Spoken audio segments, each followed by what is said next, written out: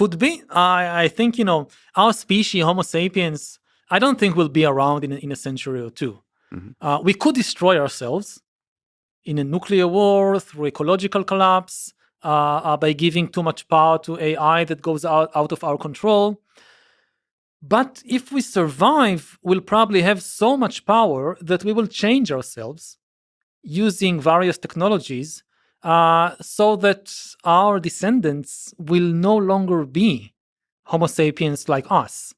They will be more different from us than we are different from Neanderthals. So maybe they'll have historians, but it will no longer be human historians or sapiens historians like me.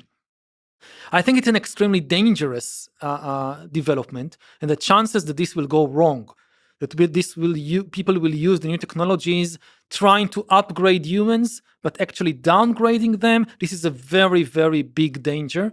If you let corporations and armies and ruthless politicians change humans using tools like AI and bioengineering, it's very likely that they will try to enhance a few human qualities that they need, like intelligence and discipline, while neglecting what are potentially more important human qualities, like compassion, like autistic sensitivity, like spirituality.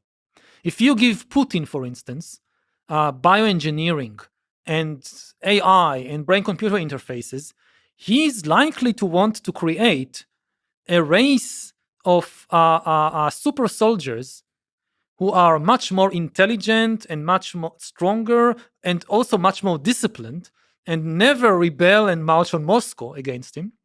But he has no interest in making them more compassionate or more spiritual.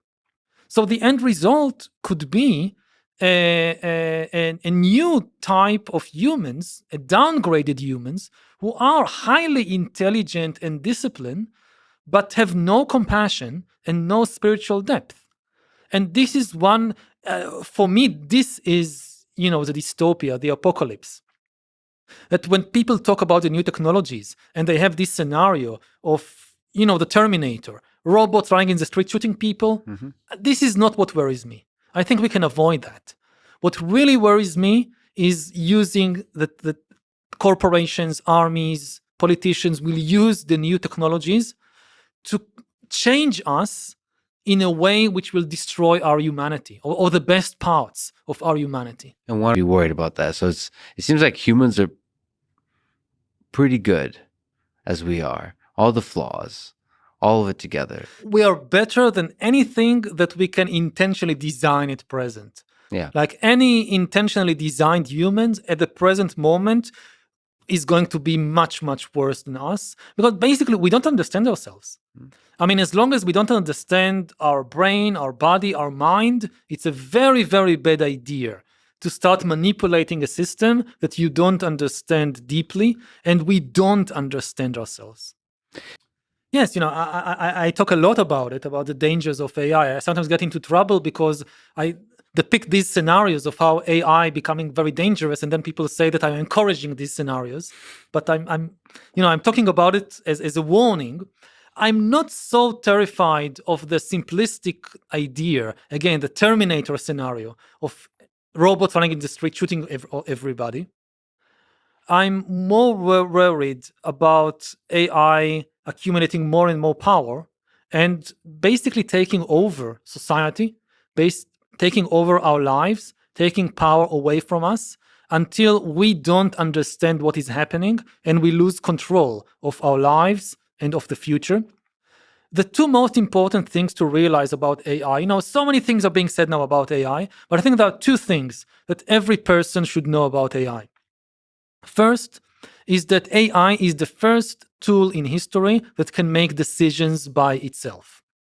All previous tools in history couldn't make decisions. This is why they empowered us. You invent a knife, you invent an atom bomb. The atom bomb cannot decide to start a war, cannot decide which city to bomb. AI can make decisions by itself.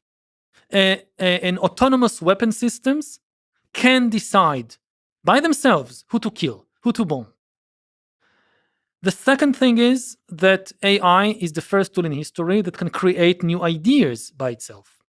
The printing press could print our ideas, but could not create new ideas. AI can create new ideas entirely by itself. This is unprecedented.